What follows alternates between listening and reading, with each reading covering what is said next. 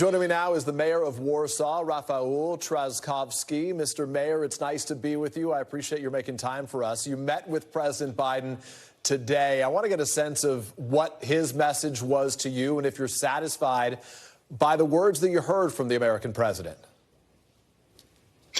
It was just incredible. The president of the United States was in Kyiv yesterday showing incredible courage. And today he delivered one of the most important speeches that I've heard in a long, long time, showing leadership.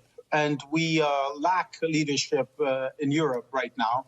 We need politicians who can actually talk about the most important things that there are, such as freedom, such as sovereignty, such as standing united against an aggression, a Russian aggression against Ukraine. So, of course, we were listening to every word very carefully. And most importantly, we feel much more secure because the president repeated his words that every inch of NATO territory will be defended. And, of course, we also feel heartened that the American administration is ready to keep on supporting Ukraine. And Mayor Trzaskowski, you know, this war is now entering its second year. The president has said that the U.S. will stand with Ukraine for as long as it takes. Will Poland do the same? Yes, of course. We are very much committed to what's happening in Ukraine because we are absolutely convinced that the Ukrainians are fighting not only for their freedom, but also for our freedom and for the stability of transatlantic relations. Every crazy dictator in the world is watching and is asking himself a question, whether the West will be united, whether we will be tough on dictators who want to trample on international law. And the fact that the U.S. administration of President Biden, but also its most important allies in this part of Europe, such as Poland, are on the same page and that we will keep on helping Ukraine is incredibly important for the stability of the world. And Mr. Mayor, I want to follow up on something that you said to me just a moment ago. You said right now that in Europe there is a lack of leadership. Where in particular are you seeing that leadership vacuum, and what is your frustration because of it?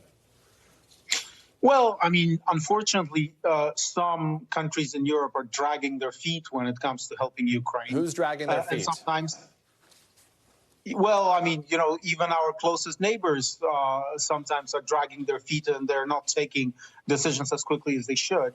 And unfortunately, I can see in some of European countries this fatigue syndrome kicking in. Because it is true that this war starts to cost us a lot of money because of the energy crisis, because of the inflation, because of the rising prices of materials. And some of that is, of course, linked to the war on our eastern border. That's why we need leadership. We need leaders such as President Biden telling our friends that we need to be united and we need to be committed. Is it time to get Ukraine and Russia to the negotiating table?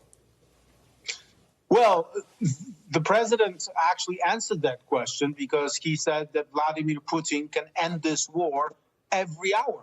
He can simply stop the invasion. He can take his forces out of Ukraine. It's as simple as that. So the ball is on the Russian court, and that's why we need to keep pressuring Russia, and that's why we need a new batch of sanctions, which the president promised. Because that's the only language that dictators understand. Let me ask you about some of the news of the day. Vladimir Putin today announcing that he is suspending the New START treaty that brings into question the future of this long-existing global ban on nuclear weapons tests. How concerning is that for you as a neighbor to Ukraine, just basically in the neighborhood with Russia right now? As I've said, we feel secure because we are part of the NATO, but that's what Vladimir Putin does. I mean, he is. But if he gets rid of the START treaty, does that add concern to you right now that he could continue nuclear tests? Of course, it adds concerns. But I mean, you know, that's no surprise because that's the only thing that Vladimir Putin understands, trying to bully countries, trying to threaten us, because that's the only language that he understands. But I think that his credibility is much weaker and weaker because he thought that he could conquer Ukraine within hours. And it was proved that it's not the case. He thought that the Ukrainian society will be divided and weak. He thought that he will be dealing with the Ukrainian leadership, which is not going to show guts.